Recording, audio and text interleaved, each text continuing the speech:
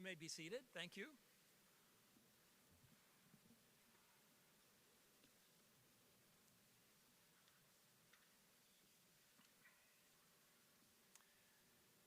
Good afternoon, everyone. My name is Dan Stansel, and as head of the Department of Electrical and Computer Engineering, it's my pleasure to welcome you to the Fall 2021 ECE graduation ceremony. We're excited that after 3 virtual ceremonies, we're able to return to an in-person event.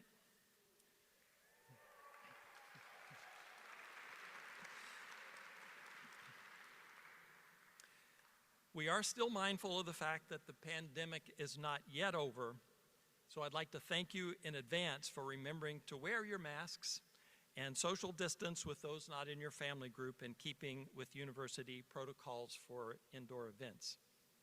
We also want to do our part to ensure this is a safe event.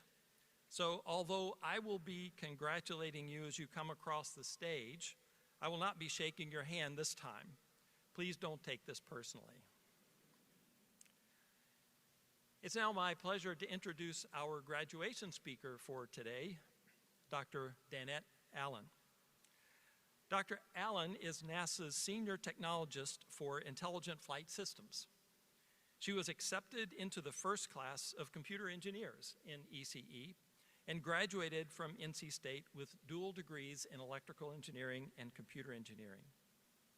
She subsequently spent a year abroad in the UK, where she earned a master's degree from Manchester Business School. Dr. Allen began her career at NASA writing embedded real-time software for the LIDAR in-space technology experiment instrument, referred to as LITE, L-I-T-E. This was the primary payload on STS-64. For LITE, she sat in the Payload Operations Control Center at the Johnson Space Center and uplinked commands to the Space Shuttle Discovery. LITE was followed by multiple atmospheric science instruments, including MAPS on Mir, for which she spent considerable time in Russia to deliver the MAPS instrument to the Russian Space Agency for launch on a Soyuz spacecraft to Mir.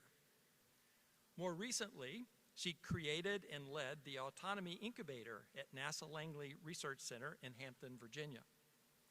While at NASA, Dr. Allen earned her Master of Engineering in Computer Engineering from Old Dominion University and MS and PhD degrees in Computer Science from UNC Chapel Hill. Dr. Allen is the recipient of multiple NASA awards, including the Astronaut's Silver Snoopy Award for achievements related to human flight safety and mission success, the Systems Engineering Excellence Award Medal, and the Outstanding Leadership Medal. She's a member of the Association for Computing Machinery and a fellow of the American Institute of Aeronautics and Astronautics. It's my pleasure to introduce and please welcome Dr. Danette Allen.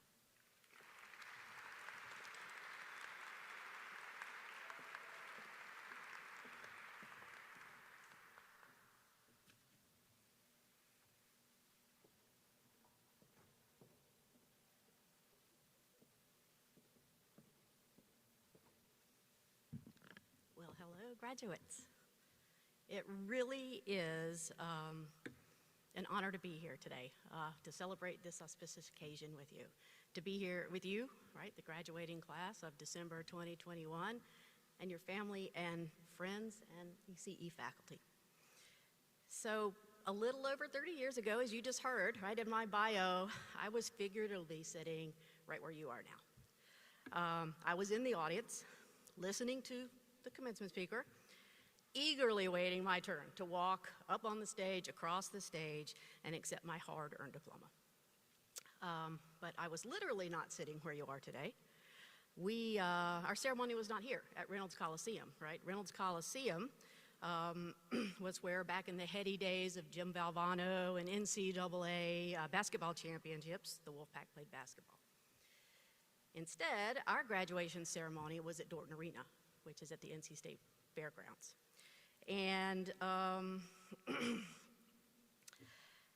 to this day, all of my family members who, lovingly attended harass me about all of the monster truck show signs that they had to drive past to get to our graduation ceremony location, and the multitude of monster trucks that were visible in the distance.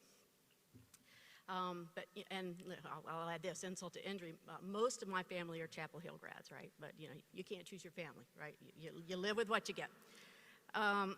So congratulations, right, to you not only for graduating, but for, dodging the monster truck bullet that, at least in my life, has ricocheted infinitely, right, to this day. So, back to graduation. All right, so I think you guys can keep a secret. You look like a trustworthy bunch, so let me tell you something. I have no idea who our commencement speaker was back in 1989. And I have no memory of what he or she, but probably he, had to say. What I do know, or am reasonably confident about, is that, someone like me now, when I was someone like you, stood dressed in regalia behind a podium like this and offered sage advice, right? But for the life of me, I cannot remember any of it. And honestly, other than put all you can into your 401k when you start work, I can't remember. Oh, by the way, that turned out to be pretty good advice. I can't remember any advice that anyone gave me when I was first starting out. And that's probably because, I just didn't have the life experience. I didn't have the context that comes with that experience, right, to really grok what people were saying.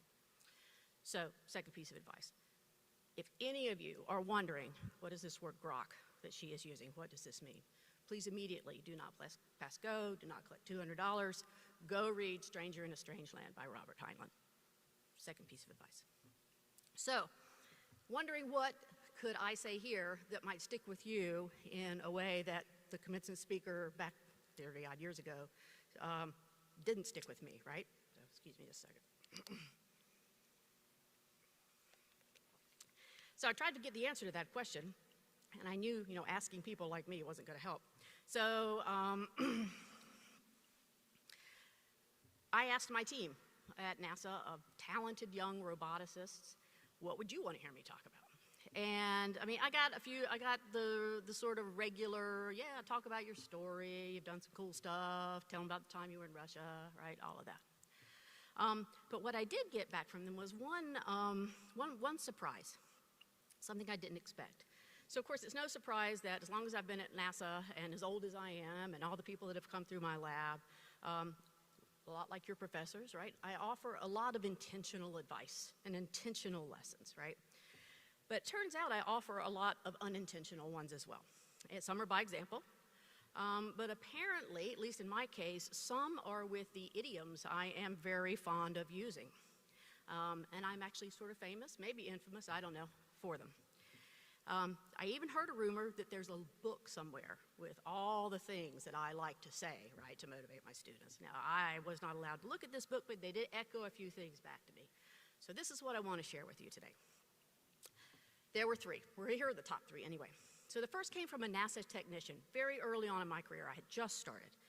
And this was an Apollo era hire, right? So who told amazing stories about Apollo. And looked like a wise man, right, straight out of Central Casting. Weathered hands, long gray beard down to here. And he advised me to do this. Ignore the noise, right? There's always churn going on around you. There's always people talking. Keep your head down and keep coloring. Second, came from my husband, sitting up in the audience, who suffered through my 2 full-time jobs as a PhD candidate at UNC and working full-time at NASA. And this is advice he gave to me on, every one, and there were many, of my exasperated meltdowns, right? When I just thought, I can't do all of this at once. There's just not enough time in the day. And my husband Michael said to me, he said, okay, ignore the noise. And he said, and repeat after me.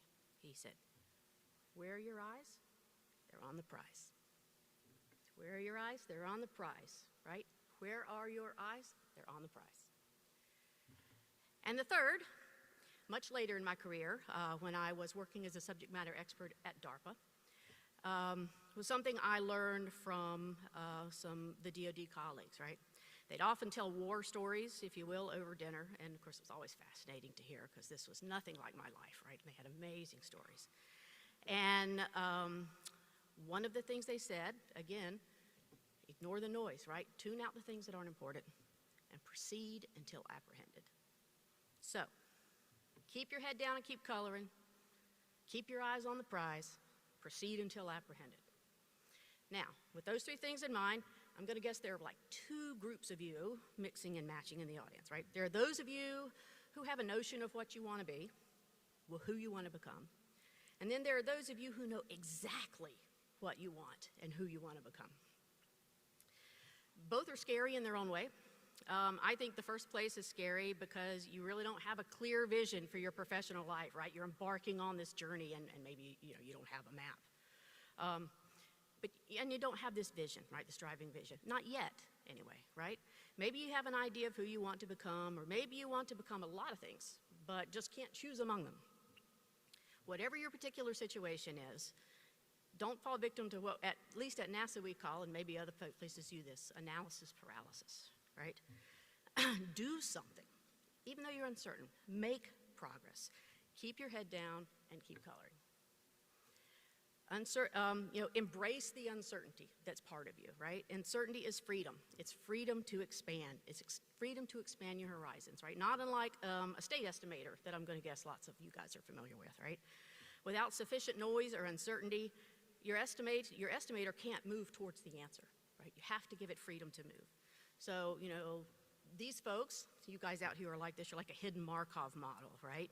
Where the states aren't visible, but the process is. And there's value in the process. The steady state will emerge from the process, right? The end state will emerge from the process. And you can trust me on this one because, I wish I could say at 17 and then again at 22 and, heck, even 30, right, when I was working on my PhD, that I knew exactly what I wanted to become. And that every experience I've had over the last 30 years, was intentional and driven by this aspiration. But it wasn't deliberate, right? I wish I could say that, but I can't. When I graduated from high school back in the 80s, PCs were this brand new thing, right? Brand new and expensive. Not everybody had one. And I was fascinated one day when a colleague in a math class brought in his Commodore 64, and I watched Hello World scroll across the screen, right, over and over and over. It was like magic. And, I would say Arthur C. Clarke was right, when he said, any sufficiently advanced technology is indistinguishable from magic. So I knew I liked advanced technology. I liked computers, and I liked physics. So I said, I'm going to put these two things together. Computer engineering sounds good to me. What the heck? That's it, right? No grand plan. The second place can also be scary, right? Because even though you've zeroed in on your target, right, and you have an idea of what you want to become, you may not know the path to get there, right? You have the guidance, but not the navigation. Or you don't see the relevance of the available steps that are immediately in front of you. Not yet, anyway. So going back to the state estimator analogy, right, the uncertainty that is an inherent part of life and life's opportunities can be unsettling. You're like a Markov chain, right, with visible states. You know where the places are. But the scary part is that, any state that you might move to next might not feel relevant to your goal if it's not a direct vector, right? But this isn't true, right? Every step in your career isn't necessarily going to be a direct one. It's okay, right, to move in the diagonal. Actually, I should say, move in the diagonal. Because even on the diagonal, right, there's a forward vector. Even if that forward vector is very small, it's still progress. So, where are your eyes? Right? They're on the prize. You can still see where you're going, but it's okay if it's not a straight line. So that brings us to number 3, proceed until apprehended. This mantra has served me well, both here and at NASA. So here at State, I was a member of the first class accepted into what, as you heard, what was in the School of Engineering in this brand new discipline called computer engineering. And in September 1984, I arrived on campus. Moved into Sullivan dorm, right? One of the several, this idea of co-ed dorms was brand new, right? So there's much consternation about this. I earned my first ever C, very traumatic event, right, in Chem 101. And even though I knew I was a bit of an outlier, right, as a girl with a propensity for science and math, in high school, I really came to terms with it, here at NC State. And not anything specific to NC State, right? I just realized I was one of the very few women in any of my ECE classes, and often the only woman in my classes, which were then at Daniels Hall, where the department was located. This was back in the 80s, right? ECE was in Daniels Hall, the Centennial campus was just a plan, and the Brickyard was this giant expanse, where everyone congregated. So things have changed a little bit. And I was an outlier 30 years ago, and things have changed a little bit. We have certainly made improvements in diversity, right? I feel it, I see it here. Yay, right? I see more than 2 women for one, right? Well, yay, hooray. But even today, right, I remain an outlier. And being an outlier, right, in any capacity, no matter what it is, right, there's nothing unique to this specific outlier. It comes with challenges, right, and challenges that we're all aware of, some of us more than others, depending upon the life we've lived. And if any of you are sitting out there who have no idea what I'm talking about, well, just wait. You haven't seen it yet. And when you do, it may surprise you. It may surprise you in its subtleness, like when no one wants to choose the girl as their lab partner on the first day of class. Or when every man in a room full of men turns his head towards me when seeking a volunteer to take the minutes for the meeting. Or in its conspicuousness. Hey, what's a pretty girl like you want to be an engineer for anyway? This was a long time ago. Or when your office mate's visitor assumes you're the secretary and calls you honey. So, maybe it'll be obvious, maybe it won't, or maybe it'll surprise you that this is happening at all. But trust me, you'll know when it happens, even if you're the only one who sees it. It could be about gender, right? It could be about your heritage, the color of your hair, your personal style. You say potato, everyone else in the room says potato, right? But everyone will eventually be a stranger in a strange land. So, when it happens, recognize it for what it is, but don't dismiss it, right? Be confident in your own worth, and never, ever, ever internalize someone else's external bias as a personal inadequacy. This is so important. Rise above that resistance, right? Persist. Do not give up. Refuse to take no for an answer as you are reaching toward your goals. Find a way to get to yes. So in other words, keep your head down and keep coloring. Keep your eyes on the prize. Ignore the noise the best you can, and you'll get to where you want to go. Proceed until apprehended.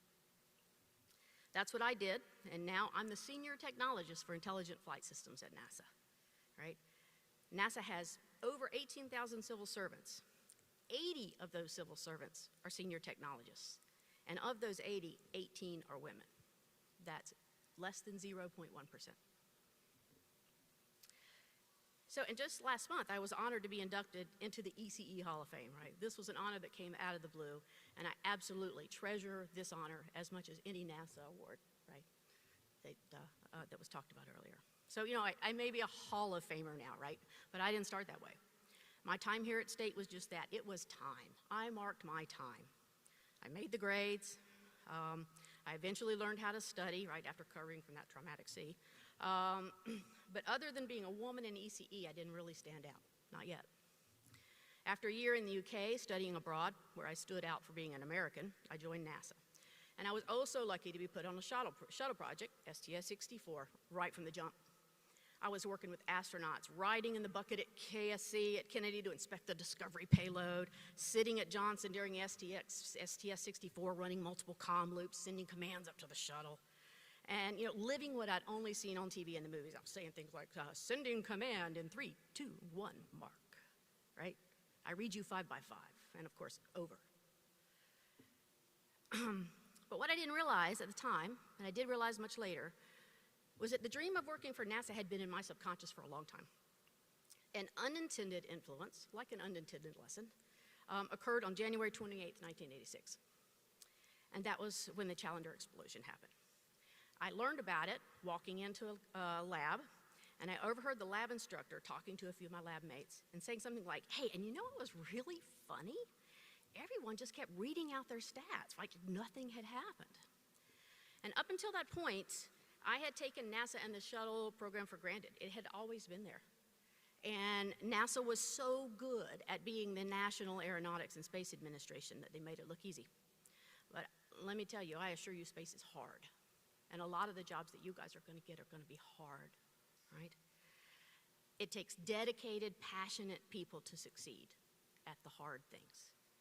It takes dedicated, passionate people, like those who are sitting in mission control, to keep doing their jobs and stay on task, even while your hearts are breaking. So I knew then and there that this was important, that the people you work with is important. I hadn't realized it yet, but that was when the NASA seed was planted. Some lessons like advice are unintended, and some need time to germinate. So at first, my NASA career, right, felt like a series of amazing but disconnected opportunities. Even though I was where I wanted to be, I still didn't know who I was or what I was going to become. Not yet. So as opportunities became available, I took them. I collected experiences. I traveled to Russia during perestroika to deliver a NASA payload for launch to the Mir Space Station. I served as a science program manager for a while. I earned a PhD. I moved from engineering to research to science and then back again to research. And as I moved within NASA, right, from assignment to assignment, I didn't realize I was actually on a trajectory. This collection of what I thought were unrelated experiences were actually taking me somewhere. I didn't see it, not yet. All of these experiences came together when I was handed the keys to an entire building, a building of my own, right? At NASA, you're lucky to get 10 by 10 office, right? I got a whole building. And carte blanche to create a robotics and autonomy team as a cutting-edge workforce from the ground up. And it was only then, right, less than 10 years ago, looking in the rearview mirror, that it became clear that all of those experiences that I'd had prepared me for that moment. Even the experiences that I didn't understand at the time. And they shaped what I become. It is those experiences that I thought were disconnected and unintentional that have come together and brought me here today. So, my eyes were on the prize all along. I just didn't know it. Even when I wasn't sure what I wanted, I explored, I made progress. I kept my head down, and I kept coloring, and I persisted. And today, I understand the incredible power of yet. I don't understand that yet. I'm not there yet, but I will be, and you will be too. Yet means potential. Yet means the potential in this room, right? Yet means the future. Yet is inclusive. Yet may be accompanied by adversity, but it's still yet, and yet holds promise. So to wrap things up, and hoping that your memories are way better now than mine was 30 years ago, my advice to you, the graduating class of December 2021, contribute to your 401ks. Read Stranger in a Strange Land, and proceed until apprehended. Thank you.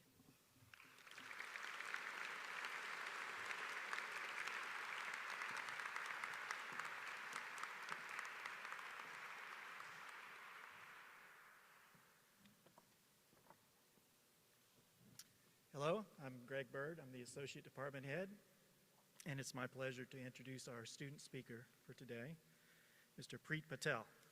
Preet Patel is graduating with a bachelor's degree in electrical engineering with a renewable energy, electric energy systems concentration. In addition to his academic pursuits, he enjoys listening to music, playing his favorite sport, cricket, and cooking. Always culturally inquisitive, he speaks 3 languages. He loves to learn about new cultures while meeting new people. A student in the Accelerated Master's Program, he's pursuing a path into power studies with the hope of eventually forging a career in power grid planning and renewable energy integration while contributing to grid modernization. Please welcome Preet Patel.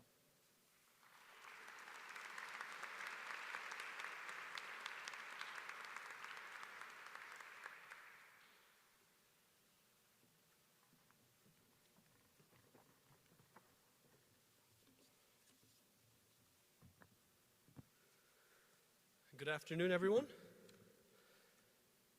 As the renowned and influential Belcalis Marlenis Almanzar, commonly known as Cardi B, once said, "Knock me down 9 times, but I get up 10. What a perfect quote to sum up our engineering career. So applicable with just a few tweaks. Forget 10 times. There were days where I don't think I got up even once. Sometimes in one day, I fell 19 times, didn't move. There were other days that C's get degrees became a lifestyle for me. I'll say weeks. But at the end of the day, we all know there are only 2 types of people in the world. 1, engineers. 2, non-engineers. No matter what came our way, we got back up every single day. From WebAssign to folded paper submissions with our names on the top right-hand corner. From LC3 to Design Day. From Carmichael to Carmichael, we all grew up.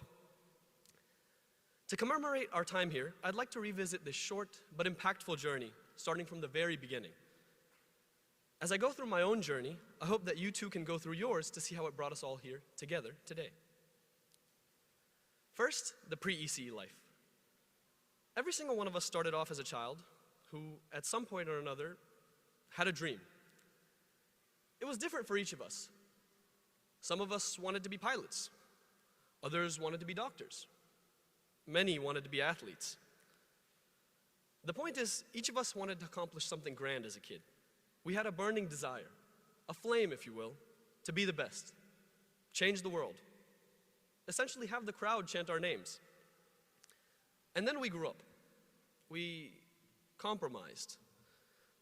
We realized that maybe our childhood dreams weren't what we actually wanted. Maybe our lives needed to go in a different direction. Maybe the dreams were, well, just dreams. And at some point in our past, we all diverted our flame to engineering, and specifically electrical and/or computer engineering as our path forward. As we moved through our chosen ECE program, we faced many struggles. Academic, mental, personal, physical, and more. I'll take you all back to some of my first struggles in this wonderful program, starting with ECE 209, computer systems programming. Many of you will agree with me. Dr. Bird, thank you. Computer systems programming was the first class in which I realized my concentration, power systems. Because computer systems made 0 sense to me. We had this thing called pointers, and they did absolutely nothing for me except point me straight out of computer engineering and straight into electrical engineering. Straight into ECE 303, electromagnetic fields. Now this was a course I hoped would give me kind of the insight I needed to progress in my career, progress within my power field.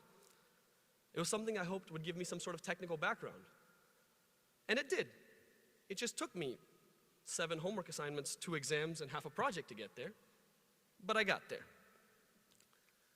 I know some of you master's students sitting in the audience may not have taken these courses, so I'll talk about an experience I had with a master's elective that I took this semester, ECE 587, Power System Transients. I started off the semester very excited. I was actually taking a class that was very specifically related to what I wanted to do. It was very specifically about power engineering. I walked in on the first day of class, very eager to learn about what the syllabus had to offer, to learn about what the course had to offer. And I can say it because we're all in engineering right now. Engineering is the only program that can get away with spending 14 minutes on the first day of class on syllabus and going straight in to second-order differential equations, right? And I promise you, this is just the first day. I still have no idea how I made it out of that class. And the thing is, I'm sure everyone has similar experiences. That's the beauty of it. I may not know many of you in the audience today, but we are deeply connected in the struggles we've shared. Overall, there are a few lessons our time here in ECE has taught us about our future. We can talk about how struggles in life are expected and how engineering teaches us to persevere and keep pushing forward. We could talk about the sheer will and determination that ECE brings out and that we regularly use to avoid the decision to transfer into business administration or engineering management or something of the sort. But I'd like to talk once again about our childhoods. We talked earlier about our dreams that we wove as young children, to soar amongst the stars, to run with the wind, to better life as we know it today. We talked about how we compromised those dreams to pursue a career in engineering, in ECE. Except we really didn't compromise. We faced many struggles, you and I, many obstacles, many difficulties, both within our program and in our lives. But throughout it all, the flame never really stopped burning. If you really think about that child in elementary school, middle school, can you really say that you've lost the passion to pursue your dreams? I can't. Maybe you've made changes to your dreams to be more practical. Maybe you've made changes to your dream because you've developed new hobbies or interests. Maybe you've made changes to your dream just because you wanted to revisit and relish that dream. But I promise you, there's no way that the flame that burned for your dreams when you were 5 won't burn when you're 55. And that's the best part of engineering and ECE. They're not the end of an opportunity. Rather, they're new doors to continue to stoke that flame. They give the background we need to be able to pursue our dreams. Granted, at 5, we may not have wanted to be electronics or software engineers. We may have wanted to be astronauts, inventors, scientists, or just simply positive changes in the world. And with all of the things we've learned throughout our time here, we can honestly say that we have what we need to keep that flame alive. So today, I'd like to say thank you. Thank you to our instructors who pushed us beyond our own limits and into new horizons.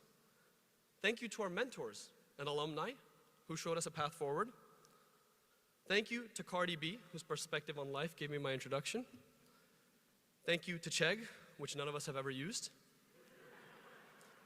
Thank you to our families who believe in our dreams when we were 5. Thank you to our friends who do and will believe in our dreams when we're 55. May that flame continue to burn. Thank you.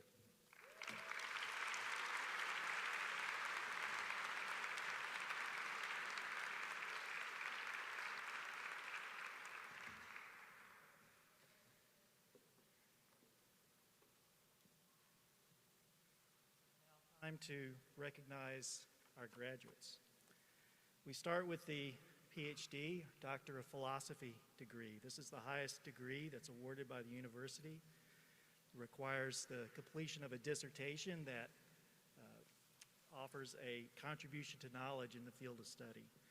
So part of the ceremony here is that the PhD graduate gets awarded their special doctoral hood and by their advisor or somebody on their committee. So let's get started. So Dr. Aditi Agarwal, advisor Jay Balaga. Up there.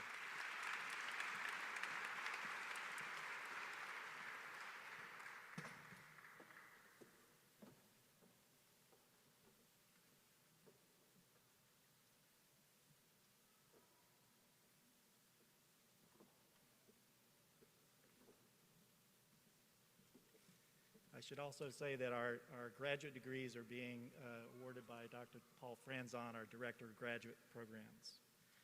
Dr. Parvez Ahmed, advisor Alper Bozkurt.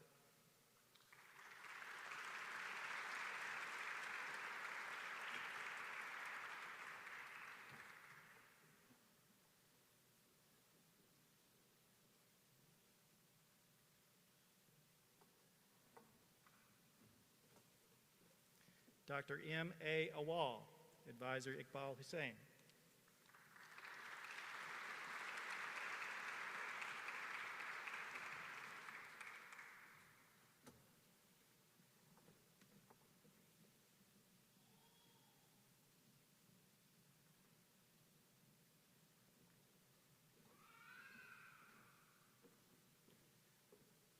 Dr. Wikas Chauhan, Advisor Brian Floyd.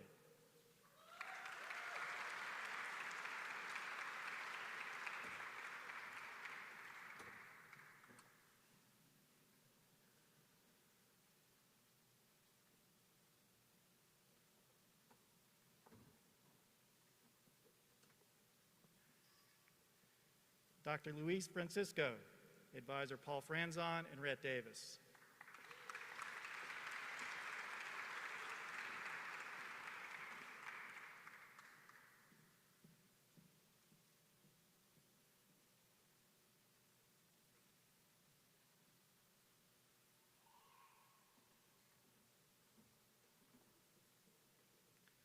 Dr. Muhammad Sarful Islam, advised by Iqbal Hussain.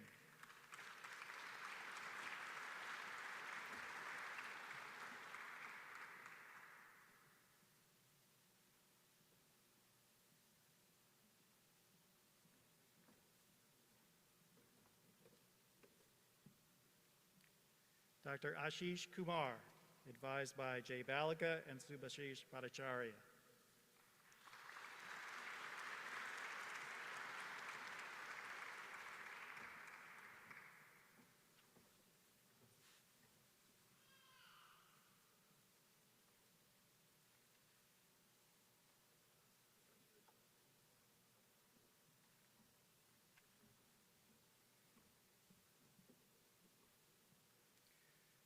Dr. Dring Kai Liang, advised by Wenwan Tang.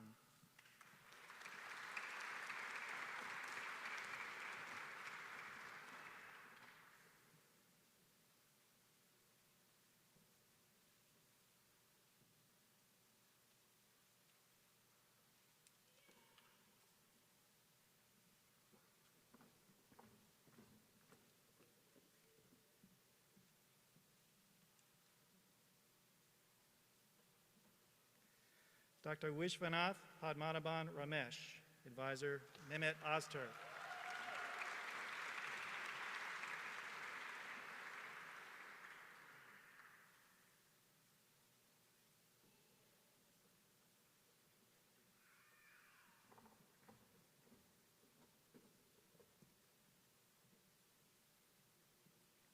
Dr. James Lee Reynolds, advised by Alper Bosker.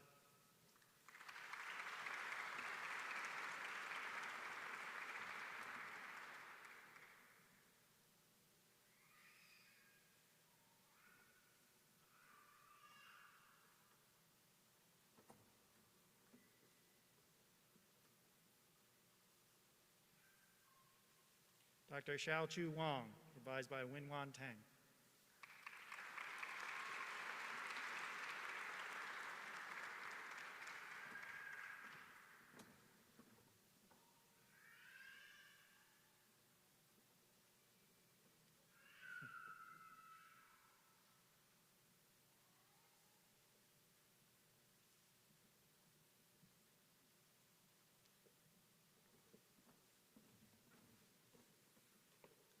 And Dr. Abdullah Mughrabi, advised by Greg Bird.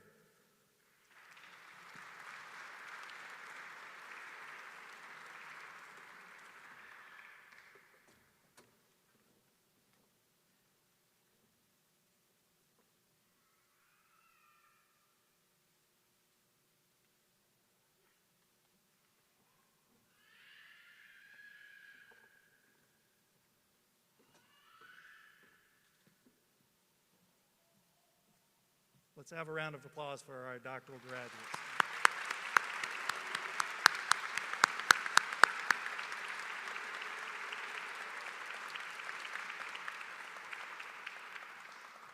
We'll now recognize the Master of Science degrees. Daniel William Hayda.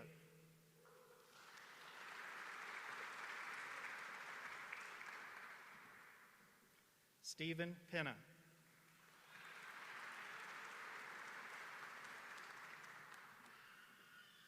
Joshua Reggie Matthew.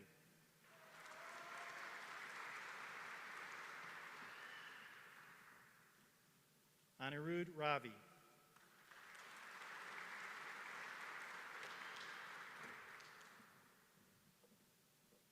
Gerson Morales.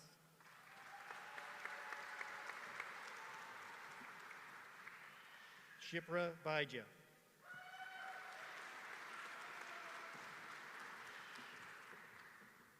Frank J. DeLustro.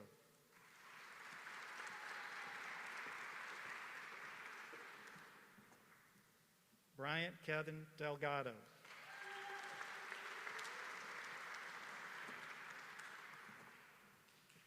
Jonathan George Banky.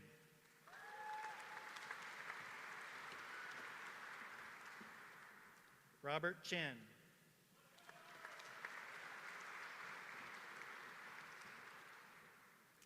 Vivian Larmore McCaffrey.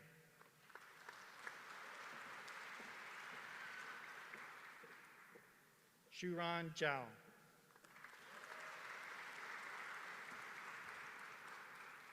Yushi Kai.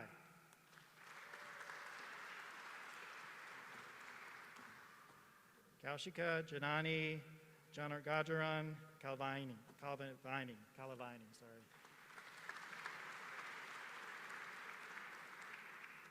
Chung Young.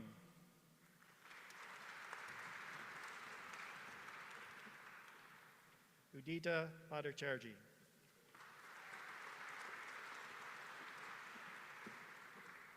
Surinder Kote.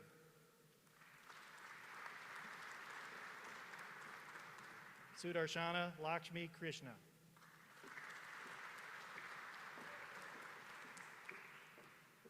Benjamin Evan Ryle.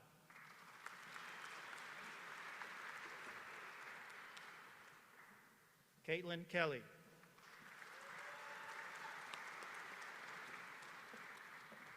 Shashank Shiva Shankar Rao.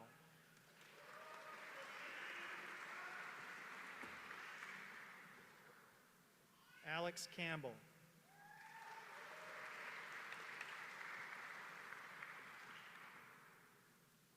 Alexander Jean Carter.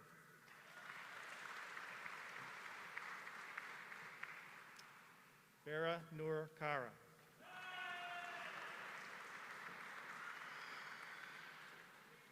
Janak Patel.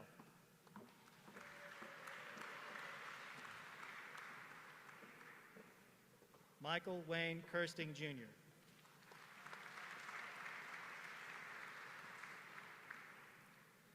Jose Marlon Molina Melendez.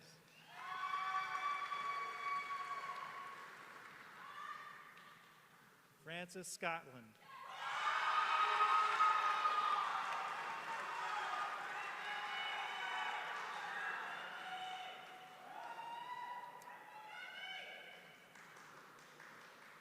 Craig Skavoretz.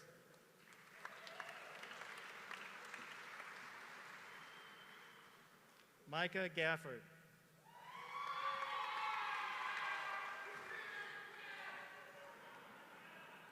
Krishna Putrayu.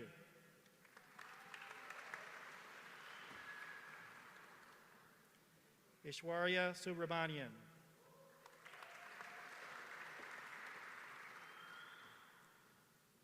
Ramneek Bansal.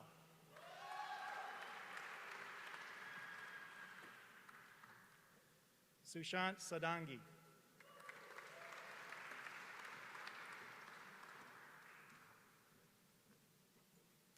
Sayali Ravindra Karam.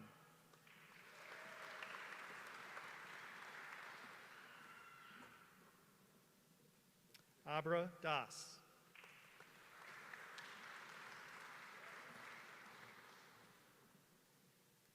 Matthew John Dalen.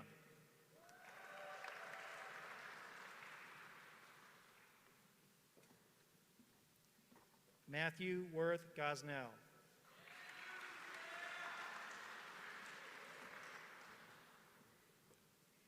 Melvin Nunez.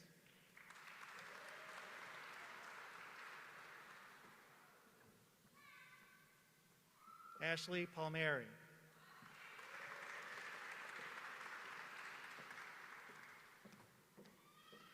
Prince Patel.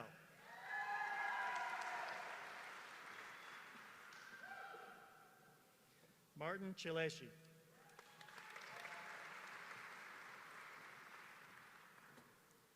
Sushrita Mitra.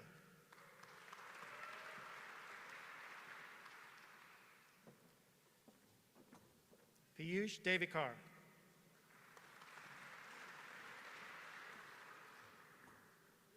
Ajit Kala.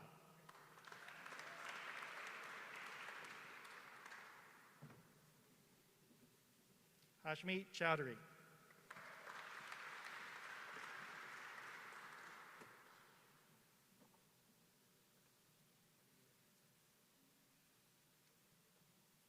Congratulations to all of our master's degree recipients.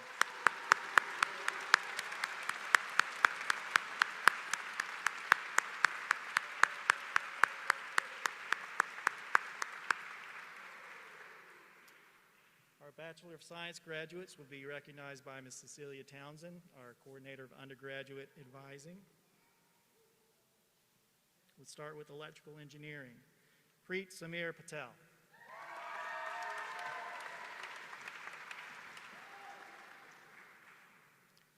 Daniel James Higgins.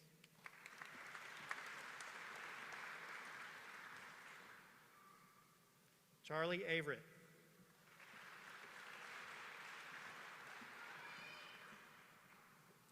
Abdulrahman Abdelnabi.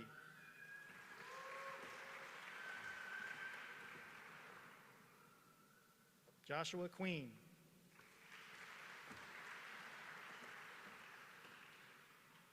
Jacob Burleson.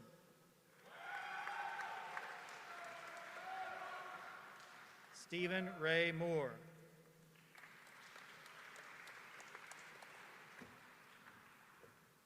Matthew Thomas Kelly.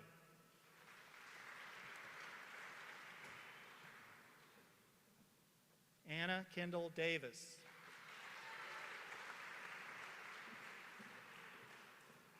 Hadley Bradford.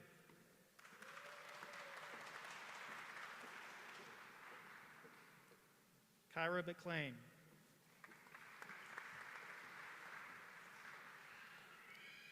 Nicholas Livingood.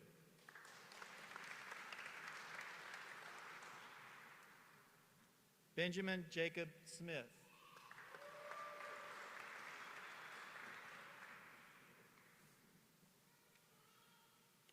Kevin Daniel Myers.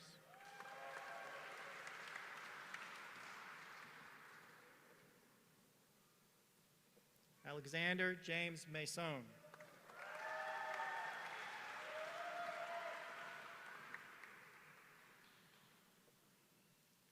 Brianna Nicole Polk.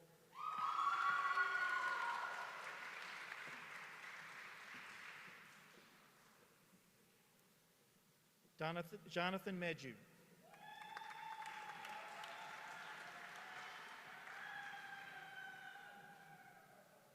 Justin Applewhite.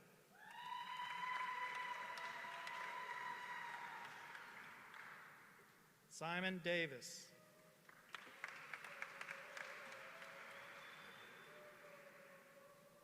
John Michael Douthit.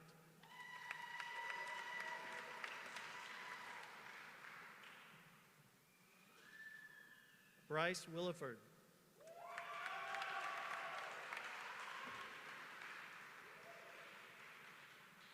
James Daniel Watson.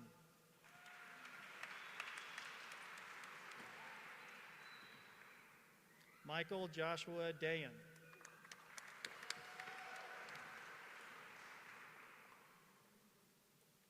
Fez Muhammad.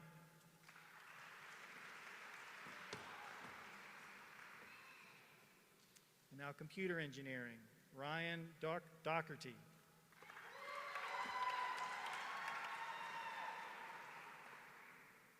Abel Christian Reynoso.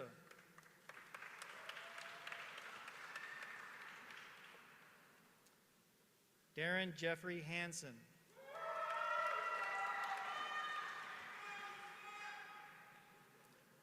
Kishan Rajendra Joshi.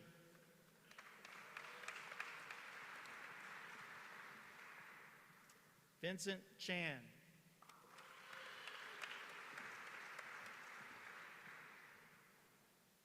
Joshua Guest.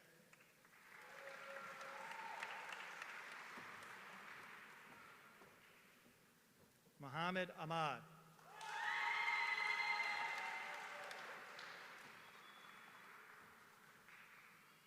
Gianna Marcelino.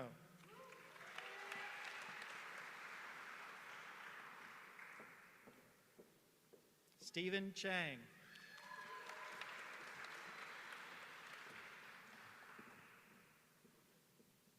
Keith Bailey Dunn.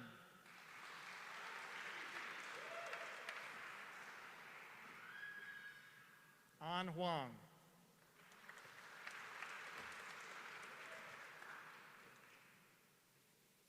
Alexander Joseph Fawn.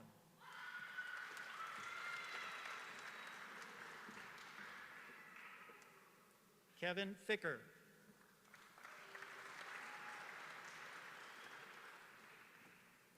Michael Joseph Peralta.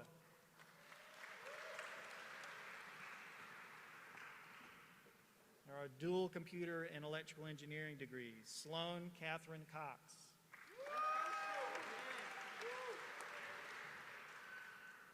Grant Nicholas Edwards.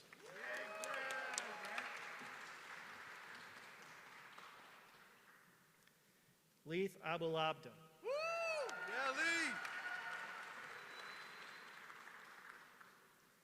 Eric Sebastian Schwartz Iglesias.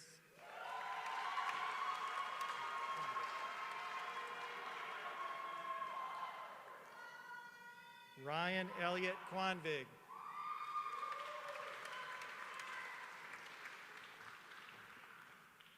Chase Browning.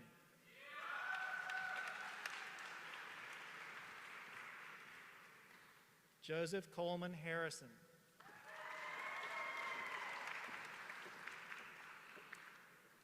Michael Allen Andrews.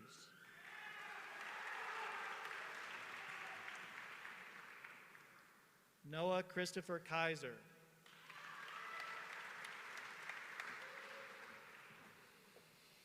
Ryan Udechukwu.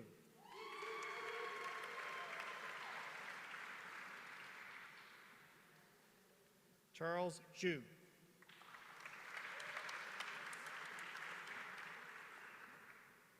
Shane Hooley.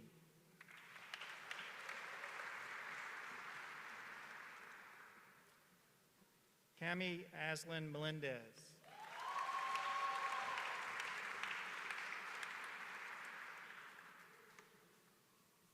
Big hand of applause for all of our bachelor's graduates.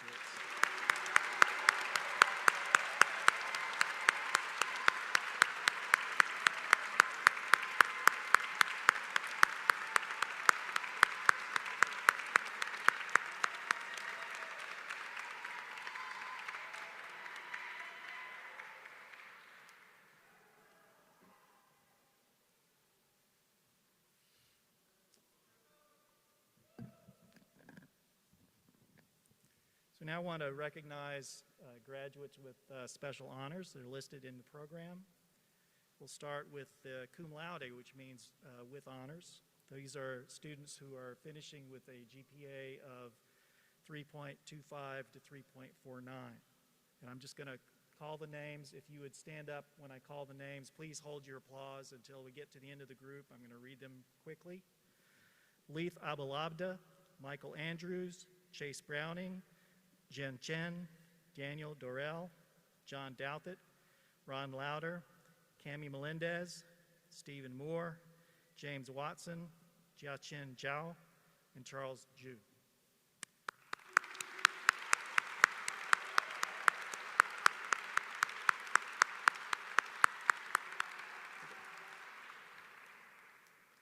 Students graduating magna cum laude earned a GPA between 3.5 and 3.74. Please stand when I call your name. Muhammad Ahmad, Alexander Caruth, Ryan Dougherty, Anna Davis, Keith Dunn, Matthew Gribbins, Joshua Guest, Matthew Kelly, Ryan Kvanvik, Eric Iglesias, Brian Uduchukwu, Henry Wong, Bryce Williford.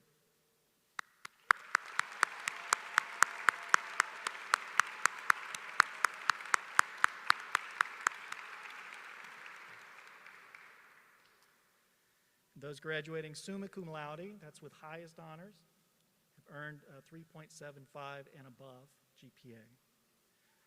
Justin Applewhite, Charles Averett, Timothy Bushell, Jacob Burleson, Stephen Chang, Catherine Farrelly, Darren Hansen, Daniel Higgins, An Huang, Kishan Joshi, Jonathan Long, John Lynch, Sucheta Malati, Kevin Myers, Preet Patel, Michael Peralta, Joshua Queen, Artav Shikarkane, and Loida Yusufova. Congratulations.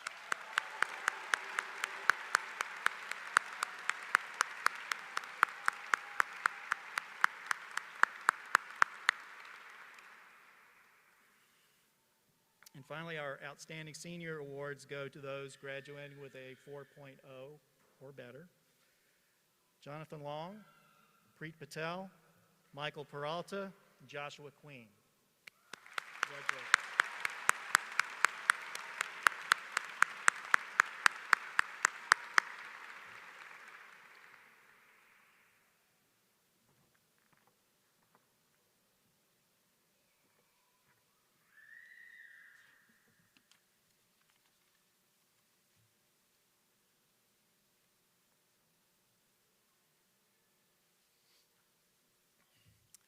Graduates, it's taken years of hard work and accomplishment to reach this milestone. However, in addition to hard work, I suspect that the support of family and friends has also been crucial to your success. If you are a family member or a friend of one of the graduates, please stand and let's all recognize you.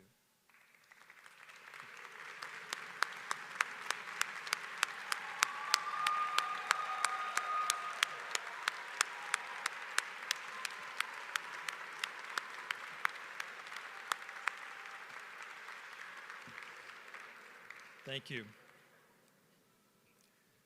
This graduation ceremony was organized and run by Rachel Mearman with technical direction by Charles Hall, with the invaluable assistance of the ECE department staff and the ECE student ambassadors. Thank you to all of them.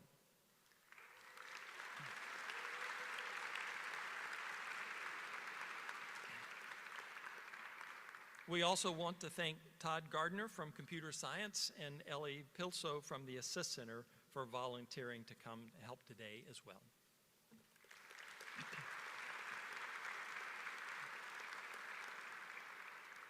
The ceremony has been live streamed to family and friends who could not be here in person today, and a recording will be available on the NC State ECE YouTube channel, and there's a link on the back page of the graduation program.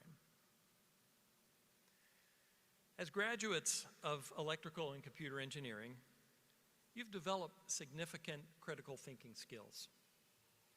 You use these skills when you're engaged in engineering problem solving, whether you're involved in ideation for problem solutions, design optimization, or troubleshooting and debugging systems or software. I'm also a fan of the humanities and the understanding and communication skills that engineers can acquire from a broad education. However, there is often an important difference. While techniques in rhetoric are aimed at convincing others of a point of view, your success or failure at convincing others is not necessarily an indicator of whether or not the point of view is correct. In contrast, in electrical engineering, if your logic is not correct, the circuit, system, or program simply won't work. So while it's critically important to use sound thinking and logic in both rhetoric and in engineering, it's much more difficult for logical errors in engineering to go undetected. Now, there's a very interesting dynamic that I've observed in my own thinking as well as others. The rigorous habit of critical thinking in engineering doesn't always translate into other areas of our lives. Instead, we tend to adopt points of view that cause the least conflict among the personal relationships that we value most, and we tend to do so with much less critical thinking than we use in engineering. With this in mind, I suggest that you consciously apply the following criteria to things that you read or post to public and social media and other communications. Number one, what evidence do I have that it is true? We all have the tendency to accept things uncritically that reinforce our existing opinions and to dismiss things that do not agree with our existing opinions. So it's very important, I think, to try to be honest about the reliability and accuracy of information. Is the source of the information reliable? Is the objective evidence presented? Second, is it fair? A fact could be technically true, but if discussed in isolation and out of context, it may not give an accurate picture of the entire situation. And third, is it constructive? Simply complaining to others about something that may be true may result in nothing more than making everyone unhappy. I encourage you to try to focus and structure your communications and interactions in such a way that you help make the world a better, happier place. So the three critical questions are, is it true? Is it fair? Is it constructive? I believe that if you bring your engineering critical thinking skills to communications with others using these three principles, then it will have a positive impact on your relationships in particular, as well as society in general. And a particular relationship that I hope you will value is your continued relationship with NC State ECE. I want you to know that our success is intertwined from this point forward. So it's very important that we stay in touch. The success of the ECE department will increase the value of your degree, and your success will enhance the stature of the department. This symbiotic relationship is important to us both. And with regards to keeping in touch, I can also attest to the fact that there are few things that professors enjoy more than hearing from former students. So with that, I'm happy to conclude our ceremony. Let's hear it one more time for the class of fall 2021.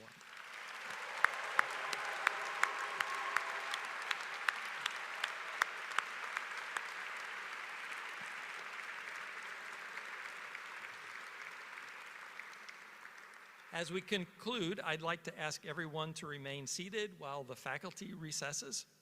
Then I would like to ask our guests to remain seated while the graduates recess. And then I wish all of you a wonderful evening and holiday with your family and friends. Thank you.